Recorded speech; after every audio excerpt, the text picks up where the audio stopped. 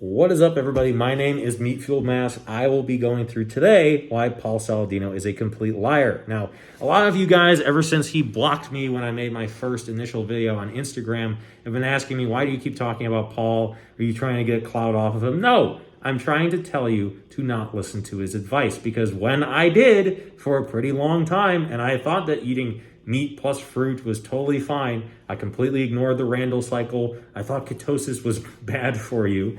I believed everything that he was saying. I didn't take into account the reasons that he is most likely withholding the truth from people.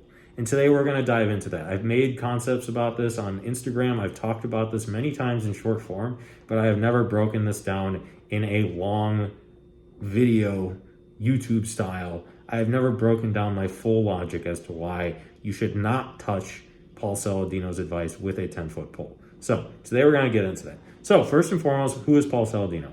If you clicked on this video, you probably already know who he is. He is a doctor. He promotes this so-called animal-based lifestyle. He was originally a full-on carnivore, like I was. But the only difference between me and him is that he consumed a ton of organs, which he also happens to sell. He sells organ pills. He has a company called Heart and Soil. I think he made a whole new dried organ jerky company called Lineage or something like that. It's his whole spiel. It's how he makes his money, is organs. And that was what he talked about when he was initially on a carnivore diet for 2 years. He said that you can't just eat muscle meat. You have to eat nose to tail. You have to incorporate all these organs. And sooner or later, after I think it was a couple years of carnivore, he developed these symptoms. And those symptoms line up pretty closely with something called hypervitaminosis A, which is just vitamin A toxicity, because stuff like liver that you get from either raw liver that he was eating, cooked liver that you just swallow in the form of a pill that he was trying to sell people, whether it be frozen or in capsule form. If you just consume that every single day, even when your body doesn't want it, you're going to consume too much vitamin A, because your body will tell you when you should stop eating organs with your taste buds. You will notice, if I've done this before when I first started carnivore, if you have liver every single day and you cook it, you actually taste it. At first, if your body is deficient and actually needs it, it's going to taste sweet. But after you have it for 2 weeks straight every day, suddenly, like that, it's going to turn metallic tasting. It's not going to taste sweet. It's not going to taste good. You're going to want to spit it out. And a lot of people, without even going through that 2-week process, they want to spit it out in the first place. Great. That means you're not deficient in the stuff that organs provide, okay? And you have to also take into account that a lot of the carnivore, tribes out there, they wouldn't eat organs when they were fully carnivorous. For example, the Inuit. There was a book, this guy, Vilmar Stephenson, I think, was this explorer. He went and lived with the Inuits for 5 years or something crazy like that. And he wrote down in his book that they would discard the organs. So this whole thing that Paul talks about where there's proof that everyone ate nose to tail and always prized the organs. No, there's evidence that that wasn't the case, and that muscle meat was mainly what people ate. So anyway, my whole point in bringing this up is that Paul, he overconsumed organs. He didn't let his taste buds do the job, because he would have organs in frozen form that he would swallow as this homemade pill. And then, of course, he sells you pills that are in capsule form so that you don't taste the organs. But guess what? If you're not tasting them, you're not letting your body, your taste buds, do the work of telling you whether or not you should stop it. So he didn't stop it for 2 straight years. Of course, you're going to get hypervitaminosis A, which lines up exactly with the symptoms that he had. So what you have to realize is that as a doctor, a smart guy, he probably thought about this. He probably thought about how, hey, maybe not just drop this whole carnivore thing overall. It doesn't really make sense to add in fruit and all that stuff. I've already done research on the benefits of this. He must have thought to himself, hey, let me try carnivore, but without the organs. He had to have thought that to himself. But guess what? If you were Paul Saladino and you have those symptoms, you put yourself into his shoes many years ago. If you were Paul Saladino and you have those symptoms and you think to yourself, hey, maybe it's these organs. And then you think to yourself, but wait, organs, that's how I make my money. That's how I survive. I'm not going to stop that. I'm not going to go tell everybody that that's going to, fix these issues for me. he's not gonna admit that. Even if he thinks in his heart that he's not lying to people, subconsciously, he is just not able to imagine himself in a reality where he says, yep, organs are bad for you. I'm going to stop selling these pills. I'm going to stop making this my sole source of income. No, he's never going to do that. So what did he do instead? He added fruit. Why is this? So if you look this up, a lot of the vitamins that are in anything, even if it's not organs, vitamins, a lot of them compete for the same receptors as glucose or carbs, sugar, right? So, in theory, if Paul Saladino was completely saturated, his receptors were so saturated with vitamin A and other vitamins to the point of toxicity, and then he added in carbs and glucose and sugar, like that would cloud out those receptors and fill them instead with sugar and relieve, technically, the hypervitaminosis A, which is exactly what happened. However, when adding in this sugar, unless you're Paul Saladino and you're on a surfboard 8 hours a day, you're going to run into some issues because of the Randall cycle. You can't metabolize carbs and fat together. The body's going to want to get rid of the glucose first, and guess what's going to happen to the fat? It's going to be stored, it's going to just sit there in your arteries, and you're going to have all of the issues that people get from eating a standard diet. You're going to suffer glycation. You're going to get to the point where you're just going to suffer these oxidative stresses on the body because you're confusing the Randall cycle. You're not just giving it fat and protein like our species ate for millennia, okay? So the issue here is not that I have some kind of beef with Paul Saladino. It's that I think it is immoral for him to have had most likely that realization that, hey, maybe it's the organs, and push that away out of greed and instead tell people you should never do a diet of only meat. Ketosis is bad for you, even though mammals are born in ketosis. It's very satiating to be, in a state where you are not dependent on carbs. You instead are able to use the fat hanging off of your body as fuel. And at the same time, it's therapeutic for the brain. People with concussions are told to get on ketosis because of how therapeutic it is for your mind. Chances are, if you're not carnivore already, you've never been in ketosis in your life. Your body is waiting to be in that. Because 10,000 years ago, before the agricultural revolution, people weren't eating carbs every day. They were probably having it a week out of the year when they stumbled upon a bushel of berries? My whole point in ranting about this, I know I'm 8 minutes into this video, but my whole reason why I will not shut up about Paul Saladino is because when he, go ahead, Paul, go and sell your liver pills.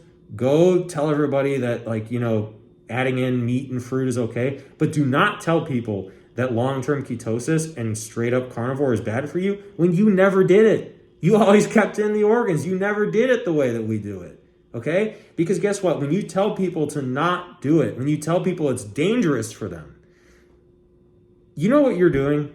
I have seen tons of people reverse chronic illnesses, autoimmune issues, type 2 diabetes, even some people talking about type 1. Dude, so many people with Dr. Chris Palmer talks about schizophrenia being reversed with a zero carb plant-free diet. Not just getting jacked and getting a six-pack.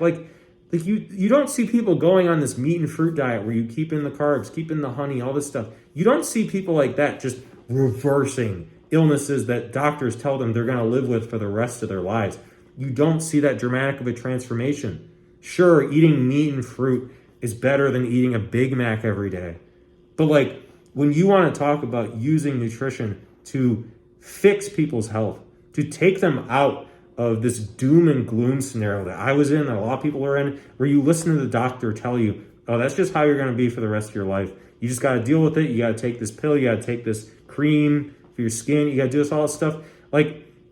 If I believed Paul, I would still have psoriasis on my arm. I would still feel like garbage. I would still look terrible. I still wouldn't be proud of what I see in the mirror. I'd have brain fog all the time. I wouldn't have cured a lot of my anxiety and just how I feel mentally. You have to realize that I will yap about this guy as long as I have this page, because not only did he ignore, the obvious truth for financial reasons, but he's also trying to redirect people away from the truth. And that truth could fix people's health. Think about it. People that obviously autoimmune stuff and more complex stuff, that is clearly something that can be fixed with, a plant-free ketogenic carnivore diet. But something as simple as type 2 diabetes, which is just chronic insulin resistance. Dude, do you understand that if everybody who had type 2 ate this way, the way that I do, nobody would need insulin? And even some of the type 1 diabetics, there's a lot of people out there with type 1 that are eating this way, and they find themselves needing way less insulin. Do you understand that if everybody ate this way, the billions of dollars that go into the insulin industry would almost evaporate overnight? And they can't let that happen.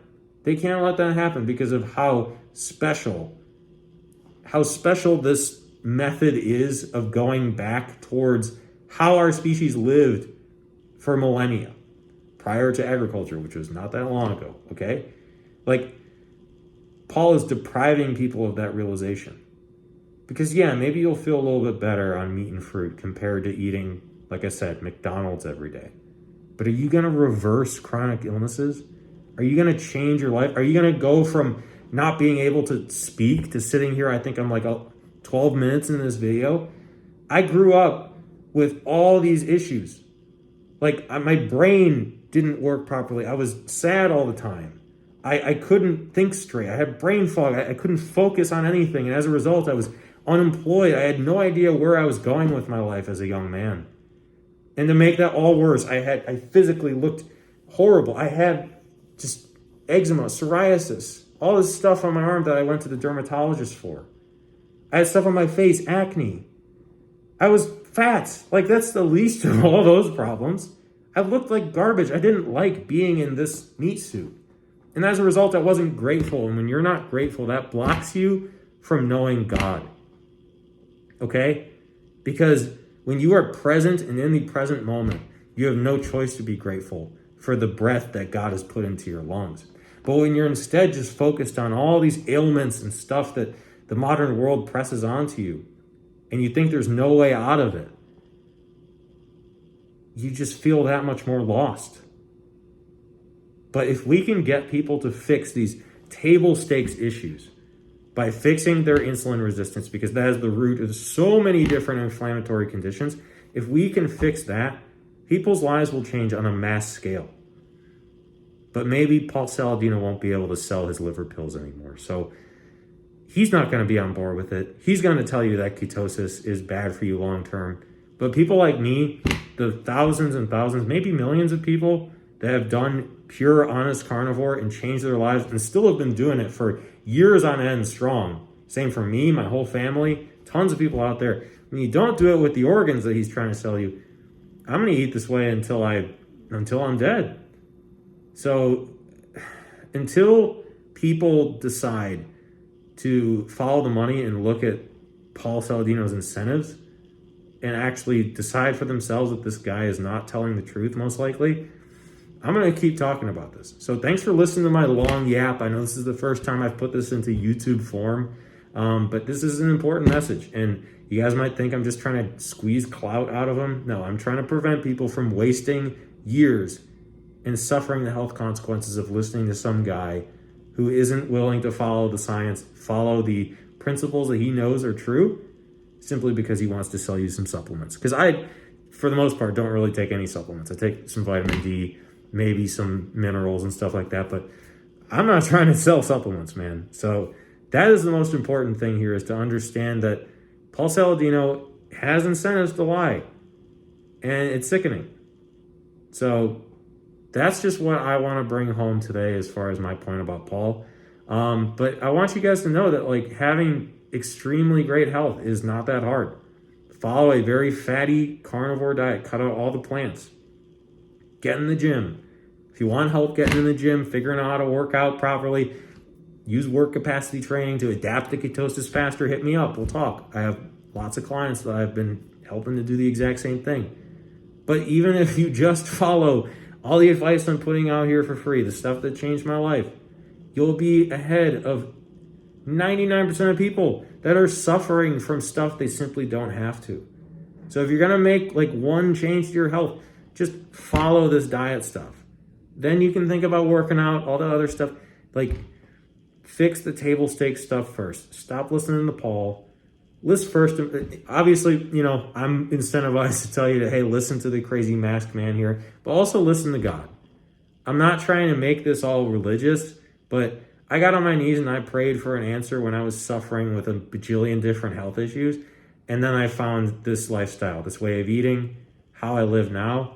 I consider it an answered prayer. And I know for a fact, I'm not meant to just keep that to myself, which is why I get on here despite having a busy job. And I rant about this stuff, even when Paul Saladino lovers tell me to stop. So with that, Jesus is King. Happy New Year, y'all. It is the 30th of December, 2024. And I look forward to continuously sharing with you guys just this journey and showing you guys that having great health and feeling like a superhuman is God's gift to humanity. You're supposed to feel like that every day.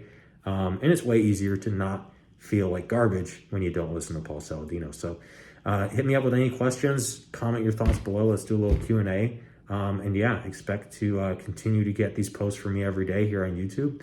And yeah, get on carnivore, get your life in order, and let's rock. I'll see you guys soon.